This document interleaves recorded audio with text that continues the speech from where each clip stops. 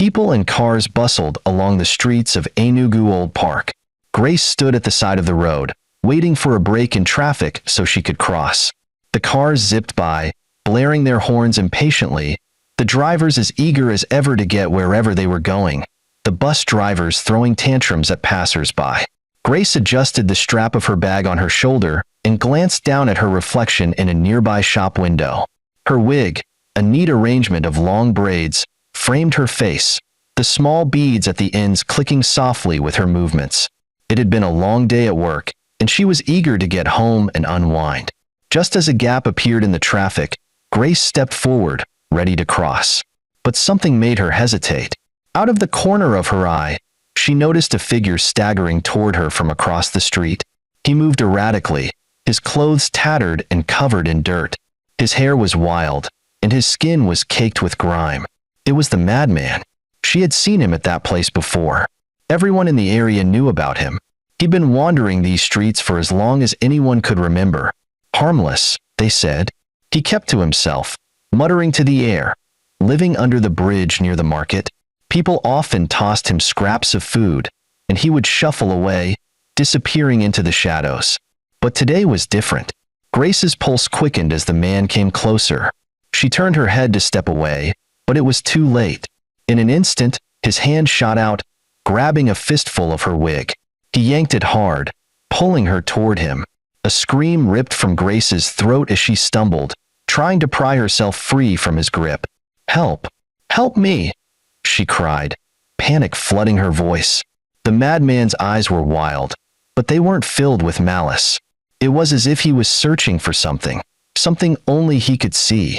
Passers-by rushed toward the commotion, surrounding them in a chaotic swirl of noise and confusion. Men and women grabbed the madman, pulling him off Grace, but they didn't strike him. Everyone knew he wasn't violent. No one had ever seen him attack anyone before. "What are you doing?" one of the men shouted, wrenching the madman's hands off Grace. "She's done nothing to you. Do you want to injure her?" The madman let go, retreating with a dazed look in his eyes, his muttering growing louder. Grace collapsed to the ground, clutching her wig, her heart pounding in her chest. She stared at him, trembling, but something about his expression caught her attention. He wasn't angry. He wasn't even threatening. In fact, as she looked into his eyes, she saw something else entirely. A flicker of recognition? No, that couldn't be. She didn't know this man. How could she? But the way he looked at her, as if he knew her, sent chills down her spine. All the madmen she knew were violent. Some would always grab what didn't belong to them and run away. "Are you all right?" someone asked, offering her a hand to help her up. Grace nodded slowly, still shaken. As she took the stranger's hand and stood, the crowd began to disperse, the madman wandering off again as if nothing had happened. But Grace couldn't shake the feeling that something was terribly wrong. Why had he grabbed her? Out of all the people on the street, why her? Her hands trembled as she fixed her wig back onto her head. The beads clicked against each other softly. It reminded her of what had just happened. She glanced back at the madman, who was now a distant figure on the horizon, and a question formed in her mind, one she couldn't ignore. Why did he look at her like that? Did he know her? What surprised Grace more was that she had recently relocated to that city, not for up to 3 months. Later that evening, Grace sat quietly at the kitchen table, her hands wrapped around a mug of tea. The warm steam rose up to her face, but she felt no comfort from it. Her mind was still reeling from the incident that afternoon. The way the madman had grabbed her, the look in his eyes. It had all been too strange. Liliana, her roommate, moved around the kitchen, preparing dinner. The clinking of pots and pans was the only sound that filled the room, apart from the occasional hiss of the boiling stew. Grace had always found the sounds of home comforting, but tonight, they couldn't soothe her unsettled heart. "Grace, you're quiet tonight," Lillian said, glancing at her friend. "Did something happen at work?" Grace hesitated. She hadn't mentioned the madman incident yet, unsure of how to explain what had happened. But as she thought about it more, a growing need to talk overcame her. She couldn't carry this alone, and if there was anyone who might understand, it was her friend or her mother, but she didn't want to call her mother. "Something strange happened today," Grace began, her voice quiet. Lillian stopped stirring the pot and turned to face her friend, her brow furrowed with concern. "What is it?" "I was on my way home from work, and a madman grabbed me." "What?" Lillian rushed to Grace's side, her face pale with worry. "Are you hurt? What did he do to you? Where? Which madman?" "No, no, I'm not hurt," Grace reassured her, shaking her head. "He didn't hurt me. He just grabbed my wig and pulled me toward him. It was like he was trying to, I don't know. It was so strange." "Where did it happen?" Lillian questioned. "At the old park." "That madman at the old park," Grace stated. Lillian sank into the chair across from Grace, her face etched with confusion. "Why would he do that? I heard that he wasn't a violent type." "That's the thing, Lillian. I don't know. But there was something in the way he looked at me. It felt familiar, somehow. Like he knew me, or like I reminded him of someone." "Of who?" Lillian laughed, slapping Grace on the shoulder. "Why would a madman remind you of someone? I think you are suffering from malaria. Please go and take paracetamol." Liliana laughed again. "Lillian, you know that you have a problem. You don't know when someone is being serious," Grace grumbled. "You can't be serious about this one. Meanwhile, the serious ones are in the hospital, dear friend. I heard that that madman had been in that market for God knows when. So forget all that had happened. It was an accident." "I heard you," Grace retorted angrily and left. She sprawled out on the bed. The incident submerged all her thinking. She didn't know what it was, but she was ready to see him again. As she drifted off to sleep, she prayed for God's guidance. The next morning, Grace walked back to the spot where she had encountered the madman. Her heart raced as she searched for him, scanning the street for any sign of the tattered figure she had seen the day before. The sun was bright, and the street was filled with people going about their day, but all she could think about was finding him. After what felt like hours of searching, Grace spotted him sitting under a tree near the market, his back hunched and his head bowed. He looked so small, so fragile, sitting there in the dirt. Taking a deep breath, Grace approached him cautiously. People were staring at her. Some murmured. Grace was afraid, but she let her spirit lead her. She knelt down beside him, her heart pounding in her chest. "Hello," she said softly, ready to run. The madman didn't respond. His eyes were fixed on the ground, his lips moving in silent muttering. Grace reached into her bag and pulled out a small plastic container of food she had brought with her. "I brought you something to eat," she said, holding it out to him. For a long moment, the madman didn't move. But then, slowly, he reached out and took the container from her hands. He opened it and began to eat, his movements slow and deliberate, as though each bite took immense effort. As Grace watched him, her heart ached with the realization of how much this man had suffered. Whether he was someone's father or not, or if he was a human being who had been lost to the world for far too long. Perhaps he was, and his family would be looking for him. She imagined. She didn't say anything more that day. She just sat beside him, watching him eat in silence, her mind racing with questions and emotions she couldn't yet put into words. But one thing was clear. She wasn't going to walk away from him. Not now. Not ever. He was mad, but not violent. The following day, Grace woke up with a renewed sense of purpose. After preparing a small bag of food and a blanket, she set out toward the market again. She didn't know what to expect from her next encounter, but she knew she had to try. The idea of leaving him out there haunted her. The sun was already high in the sky when Grace reached the market. The usual buzz of activity filled the air. Traders calling out their prices, customers bargaining, the scent of fried plant and roasted corn wafting through the air. People tapped on her shoulders, asking her to patronize them, showcasing their dresses and weaving. But Grace's focus was singular. She was looking for the madman. After searching for several minutes, she found him in the same spot as the day before. Sitting under the same tree, his back hunched, his clothes even more tattered than before. He looked so small, so defeated.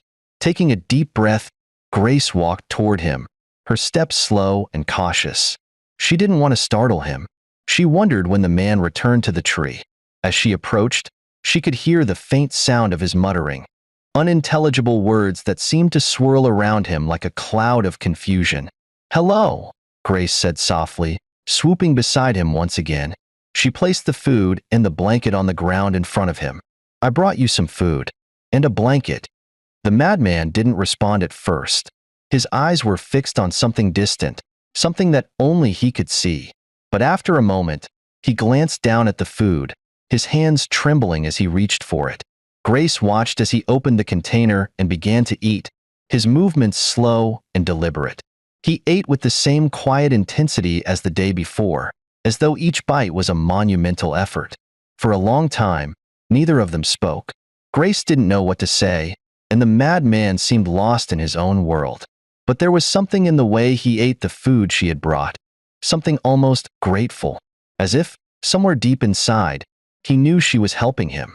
She abhorred the look on people's faces, the way they were staring at her.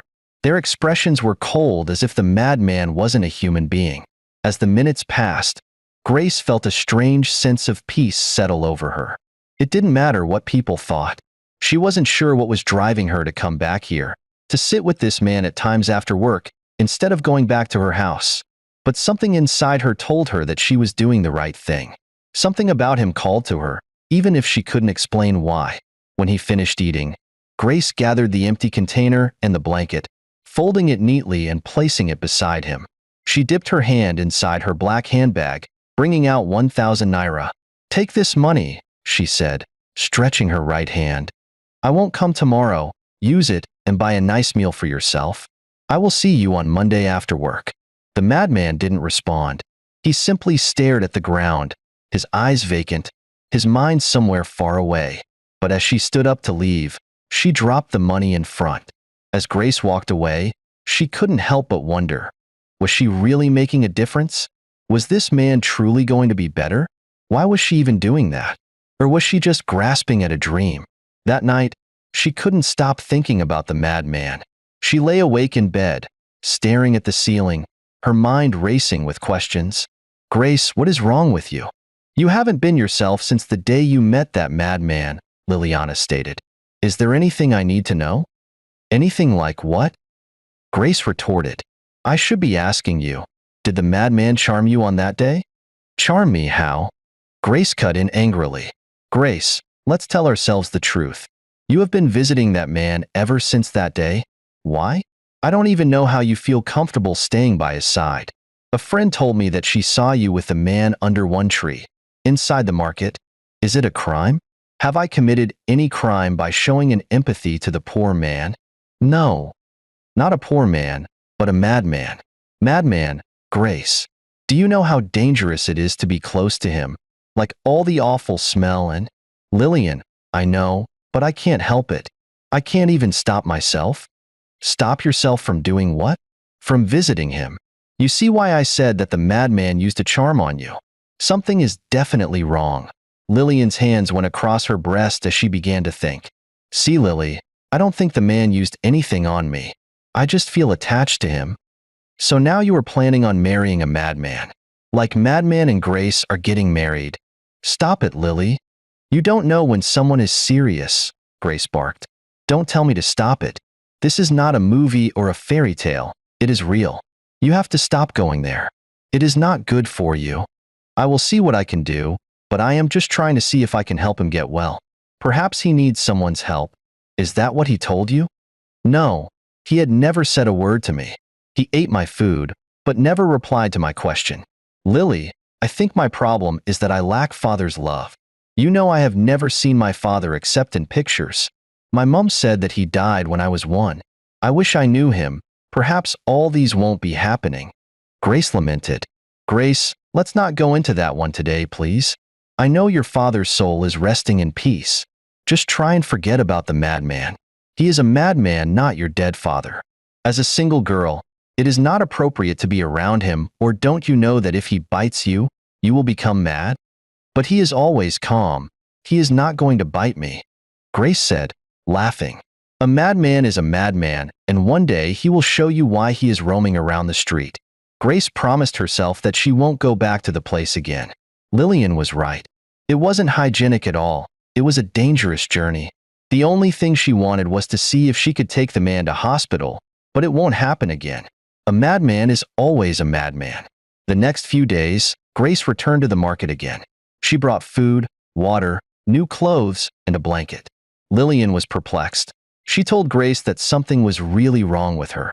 Grace stopped listening to anyone, and each time she visited, she sat with the madman as he ate in silence, his eyes distant but no longer as wild as they had been on that first day. Slowly, something began to change. The madman started to look at Grace more often, his eyes lingering on her face as if trying to place her. His muttering grew quieter, less frantic, and there were moments, brief, fleeting moments, when he seemed almost lucid. One afternoon, as Grace sat beside him, the madman looked directly at her for the first time. His eyes were clearer than she had ever seen them. He didn't speak, but the look in his eyes was enough. It was as if he was trying to say something, trying to communicate in a way that words couldn't express. "Do you remember me?" Grace asked softly, her heart pounding in her chest. "Do you know who I am?" The madman didn't respond, but there was something in his eyes, a flicker of recognition, just like before. It was faint, but it was there. "I'm Grace," she said, her voice trembling, "the lady you grabbed her wig the other day." For a moment, the madman's expression changed. His eyes widened ever so slightly, and his lips parted as if he was about to speak. But then, just as quickly, the moment passed, and his gaze fell back to the ground. Grace's heart sank. She had been so close to reaching him, but something inside him was still locked away, something she couldn't break through. How could she ask him anything when he didn't say a word to her? Lillian had advised her to take the man out from the market, to shave his hair, but that wouldn't be possible unless he talks. Grace stared at him, trying to gather her next question. She was about to open her mouth when the man disappeared into the market. Grace stood dejected. Perhaps she was also mad. The days turned into weeks, and Grace's visits became part of her routine. Every day, she sat with the madman, bringing him food, water, and clothes. The community began to notice her acts of kindness, and while some people mocked her for wasting her time on a madman, others admired her dedication. Eventually, Grace decided it was time to take things a step further. The madman needed medical attention, real care. If she was going to help him, she couldn't do it alone. She needed the help of professionals. Lillian supported her. Lillian had started following Grace to the market, though she never got close to the madman. "Prevention is better than cure," Lillian told Grace. But all Grace wanted from her was just her encouragement and her support, someone to tell her that she wasn't insane, that she was doing the right thing. Grace approached a local doctor who had a small clinic near the market. She explained the situation, and the doctor agreed to help. Together, they arranged for the madman to be brought to the clinic, where he would receive a full assessment and treatment. The day they brought the madman to the clinic was both terrifying and hopeful. Grace had no idea what the doctors would find or whether they would be able to help him, but she knew she had to try. She couldn't give up on him. Not now. Lillian was at her back, giving her hopes. Her labor wouldn't be in vain. As the doctors began their evaluation, Grace and Lillian sat in the waiting room, Grace's heart pounding with anticipation. Would they be able to help him? Would he finally get the care he needed? And most importantly, would he still remember where he came from? Grace's heart raced as she sat in the small clinic waiting room, her fingers nervously tapping on the arm of the plastic chair. The air was thick with the scent of antiseptic, and the low hum of the ceiling fan did little to calm her frayed nerves. The doctor had been with the madman for nearly an hour, conducting various tests and evaluations. Grace's mind was a storm of questions and fears. What if they couldn't help him? What if she had been holding on to false hope all along? Lillian sat beside her, quiet and still, her hands clasped tightly in her lap. She hadn't said much since they arrived at the clinic, but the tension on Grace's face made her unease. "Grace, calm yourself down. The doctors are doing their work. I just pray that the man gets well. Let it be the only thing I achieve in this world." As they were talking, they heard sounds at their back and Grace spun around. Finally, the door to the doctor's office creaked open, and Dr. Bassi, the man overseeing the madman's case, stepped out. His expression was neutral, giving nothing away. But Grace could feel the weight of whatever news he was about to deliver. "Miss Grace, Mississippi Lillian," Dr. Bassi said, nodding at them both. "Please come inside." Grace's legs felt weak as she stood, but she followed the doctor into the small, sterile office. Lillian walked along. The madman sat on a bed in the corner of the room, his eyes vacant once again, his hands folded in his lap. He looked almost smaller in the bright clinical light, his frailty more pronounced than ever. The sight tugged at Grace's heart. "Thank you for coming," Dr. Bassi said as they sat down across from him. "We've run several tests, and I've had a chance to speak with him, though his responses were limited." Grace's breath caught in her throat. Did you find anything?" Dr. Bassi nodded slowly. "First, I want to commend you for bringing him in. He's severely malnourished and has been living in extremely poor conditions for a long time. Physically, he's very weak, but we're addressing that now. With proper care, his body will heal." Lillian smiled and clapped Grace at her laps. "But what about his mind?" Grace asked, her voice trembling. Can he recover?" The doctor sighed, glancing at the madman, who remained silent and unresponsive. "It's difficult to say. He's been living with untreated schizophrenia for what appears to be many years. The symptoms are severe: disorganized thinking, delusions, and possibly hallucinations. This would explain why he's been wandering the streets for so long, disconnected from reality. Without treatment, his condition deteriorated, and he lost touch with the world around him." Grace felt a lump form in her throat. "Is there any chance he can come back? Mentally, I mean? With the right medication and therapy, there's a possibility we can manage his symptoms and help him regain some clarity," Dr. Bassi explained gently. "But it's important to understand that his recovery won't be quick or easy. It will take time, and even then, he may never fully return to the person he once was." Grace glanced at Lillian, whose face was pale and drawn, her eyes glistening with emotions. "And what about his identity? Is there any way to know for sure who he is? Where did he come from?" Dr. Bassi shifted in his seat. "We haven't been able to get a clear answer from him about his past. His responses to questions about his name or history are either confused or incoherent. You will have to give us more time." Grace nodded her head in agreement.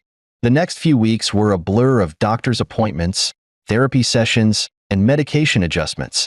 The madman had been transferred to another clinic, where he began receiving the treatment he so desperately needed. It was a slow process, but with each passing day, Grace saw small signs of improvement. His eyes became a little clearer, his speech a little less disjointed. There were moments, fleeting but precious, where he seemed to recognize her each time she visited. One afternoon, as Grace sat beside him in the clinic, reading her book, the madman lifted his hand and touched her face. He stared into her eyes. For the first time since she had found him, the madman looked directly at her, his eyes clear and focused, his lips parted, and in a voice that was weak, he spoke. "Grace, I heard the doctor called you that." Grace's heart stopped. She stared at him in shock, her eyes wide with disbelief.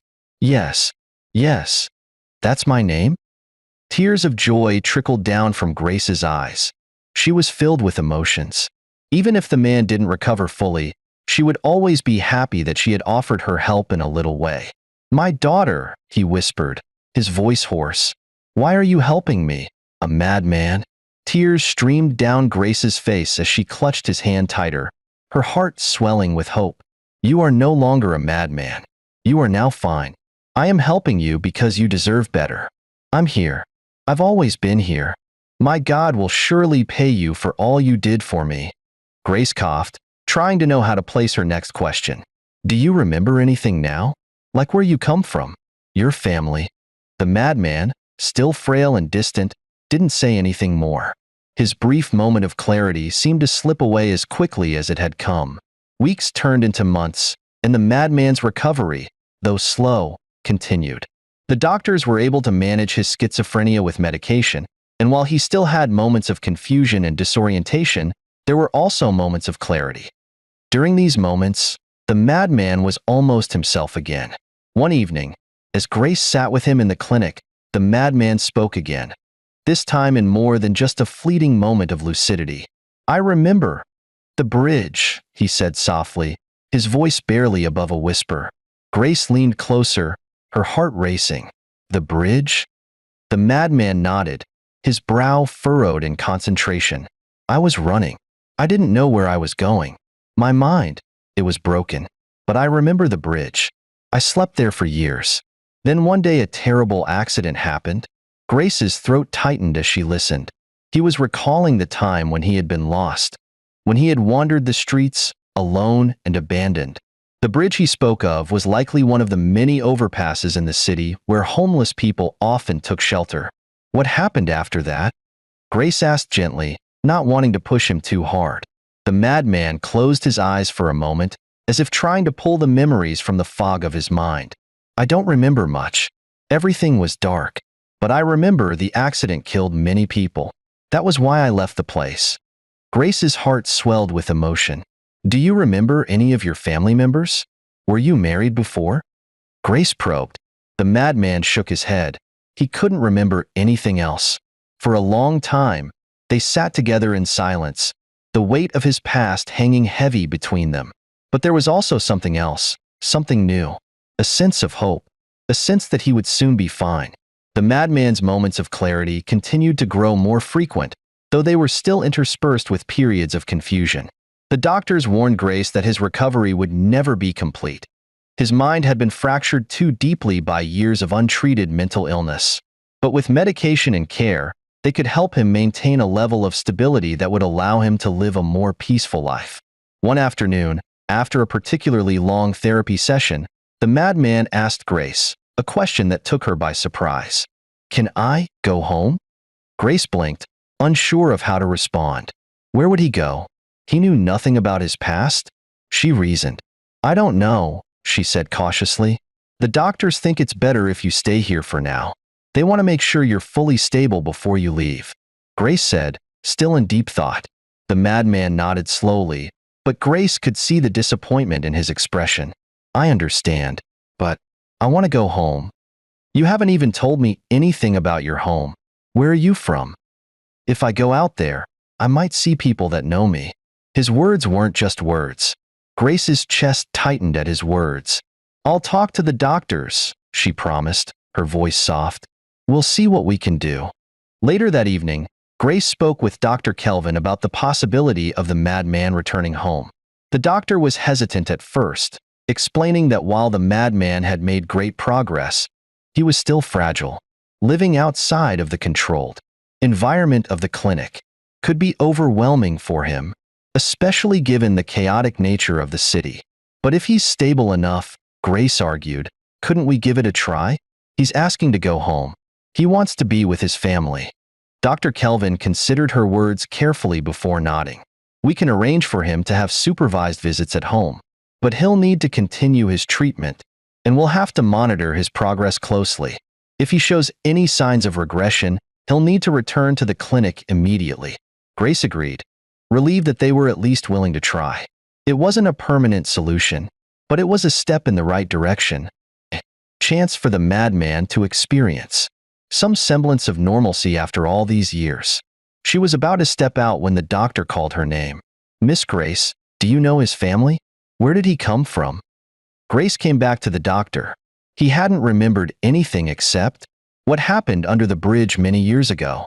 "Then I guess you should leave him here. Let's examine him for some time." Grace went back and told the madman that the doctor had agreed to let him go, but that would be at the end of the month. The doctor wanted to make sure he was in the best state before leaving. For a moment, the madman's eyes softened, and a faint smile tugged at the corners of his mouth. It was fleeting, gone in an instant. Grace threw her handbag over to the table and jumped into the bed.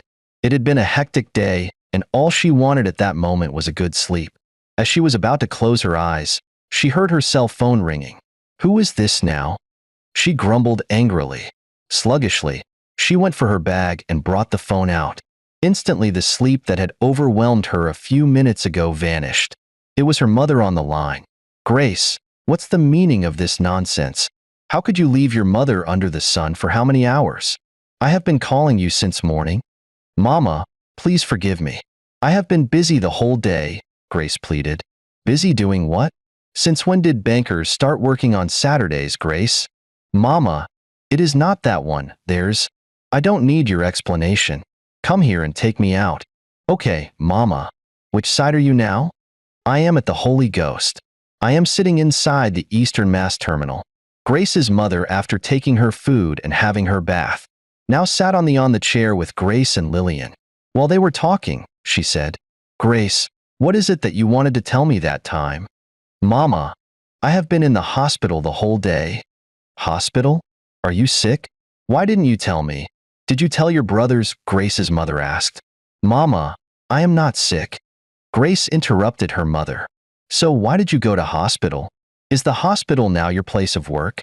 Grace's mother questioned angrily. Grace explained everything that happened between her and the madman. She narrated it from the day the man dragged her wig. Her mother listened intently. You have done well, my daughter. Perhaps if someone had given your father such help, he would have been here with us. Grace's mother said sorrowfully. What do you mean, Mama? Grace probed. For a long moment, Grace's mother was silent, her eyes distant as if she was searching through the past for an answer. Grace could see the gears turning in her mother's mind, and then, finally, her mother spoke in a low, thoughtful voice. You said you met him at the old park? Grace nodded slowly. Yes, I've seen him around before. Everyone knows about him. He's been living on the streets for years. But on that day, when he grabbed me, there was something different. It felt like he was trying to tell me something, but he couldn't. Grace's mother's face grew more serious as she leaned forward, her eyes locked on her daughter. Grace, there's something I need to tell you. Something I never thought I'd have to talk about again. Grace adjusted a little, her heart suddenly pounding in her chest. What is it, Mama? Her mother took a deep breath, her hands trembling slightly as she folded them across her breast. You know about your father. How he disappeared 20 years ago. Yes, Grace replied, her voice barely above a whisper. Her father had always been a shadow in her life. She knew him through old pictures, but his absence had shaped her family in ways she couldn't fully understand. What I didn't tell you is that before your father disappeared, he wasn't well, her mother continued. He was struggling, mentally. First, it was small things. He would forget conversations, or he'd get confused about where he was. But as time went on, it got worse. He started hearing voices, seeing things that weren't there. Grace listened intently, her mind racing as pieces of her family's history began to fall into place. He became more and more distant, her mother said, her voice heavy with the weight of old memories. And then, one day, he just left. No explanation, no goodbye. He just walked out the door and never came back. We searched for him for months, years, but no one knew where he had gone. Eventually, we heard from someone that a man matching his description had been hit by a car and killed, along with some other people under the bridge. We assumed it was him, even though we never saw the body. I had to accept it, Grace. We did his burial. Mama, why haven't you or my brothers told me these things? Grace sprang up. Am I not his daughter? Why did you people have to conceal something like this from me? I am the one that is responsible, not your brothers. I took them under oath never to tell you this. You are my only daughter, and I didn't want anything to make you feel inferior. Her mother said, How could I feel inferior because of my father's condition? He was my father, and that's all that matters. Lillian begged Grace to sit down. You see why I said that I wish someone gave Emma, your father, the kind of care you have been giving to the madman. Perhaps he would have been here with us. They took him away from me when I needed him most. But well, God knows the best. He will judge the wicked ones. Grace's mother started weeping. Mama, it is okay. Please stop crying. Grace and Lillian said in unison. When are you going to see the madman again? Grace's mother asked. Do you want to see him? Grace asked, and her mother nodded, her face etched with pain. The next morning, Grace spoke to her mother again. This time, to know if she really wants to see the madman. Grace, your gestures towards the madman reminded me of your father, Emma. He loved helping people, looking after others. Grace nodded. feeling the weight of her mother's words settle on her shoulders. She was determined now, more determined than ever. She couldn't walk away from this. She had to see it through. That she resembled her father was another big motivation. Grace, Lillian and Grace's mother took Kiki Drop to the hospital. Grace's mother bought a bunch of bananas, groundnuts, and apples. In Grace's left hand was a food flask. She had made the food special for the madman. As they were about to step into the hospital, they met the doctor. The doctor smiled at them. "Miss Grace, Miss Lillian, you people are welcome." He then turned to Grace. "Miss Grace, please meet me in my office." Grace followed the doctor to his office while Lillian took Grace's mother to the madman. The madam was facing the wall when they entered. Lillian coughed and greeted. But as the man turned his face, Grace's mother let out a loud scream and collapsed on the hospital floor. The madman stared at them perplexed. He knew Lillian, but not the woman on the floor. Lillian rushed outside immediately to fetch the doctor. Grace, the doctor and nurses emerged and took Grace's mother outside. Lillian couldn't explain what happened. Everything seemed like a movie. All she knew was that the woman collapsed the moment she saw the madman's face. Now, Grace sat close to her mother, massaging her palms. The doctor assured her that her mother would be fine, but she wanted to know why she collapsed. Finally, the woman opened her eyes. "I saw Emma." "Emma is the madman?" It sounded somehow. Grace couldn't believe what she had heard. If the madman was Emma, that means he was her father, Grace reasoned. "Take me back to him. I want to see him. I want to make sure I know who I saw in that hospital bed." With uttermost confusion, Grace and Lillian took Grace's mother back to the room. Grace's mother stood at the doorway, and with a gentle voice she said, "Emma, Emma, is that you?" The madman turned immediately. He heard the voice and the name. He remembered the voice. He knew the voice. "Victoria, is that you?" Grace and Lillian froze. They stared agape, dumbfounded.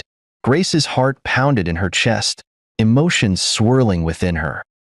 It was him, the madman, the man who had been wandering the streets, lost and forgotten, was her father. She had found him. After all these years, he had survived. Tears filled Grace's eyes as she looked at the man who had once been her father. He didn't look like the man in the photo anymore. His hair was wild and gray, his face weathered and hollow. Grace's mother moved closer and hugged him tight. "Victoria, what are you doing here? How did she find you? Who directed her to you?" The madman asked. "Who? You mean Grace?" Grace's mother chuckled. "Grace is my daughter, your daughter, Emma." Everyone in the hospital at that moment felt like they were watching movies or listening to stories. How could one believe that something like that was real? That the madman you have been looking after was your real father? Unbelievable. Grace stepped closer to him, her heart aching with both joy and sorrow. Now not just as someone who was helping a madman, but as someone who had seen her father ever since she was born. "Papa," she whispered, kneeling beside him. "Papa." She reached out and gently took his hand, holding it tightly in her own.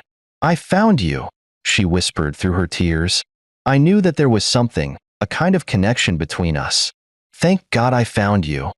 The day Emma returned home for the first time was one of the most emotional days of Grace's life. She had spent the entire morning cleaning the house, making sure everything was in order, while her mother prepared her father's favorite meals from before he had disappeared. Lillian was there with her friend. Grace's 3 brothers came back. They had seen him and they all recognized him at the first sight. When the car pulled up in front of the house, Grace's heart pounded in her chest. She stood at the door, watching as her brothers helped her father out of the car and walked him toward the house. He looked frail, but there was a light in his eyes that hadn't been there before. As he stepped through the door, Emma paused, looking around the house as if seeing it for the first time. His eyes lingered on the walls, the furniture, the small mementos of a life he had once known. "I'm home," he whispered, his voice thick with emotion. Grace rushed to his side, tears streaming down her face. "Yes, Papa, you're home.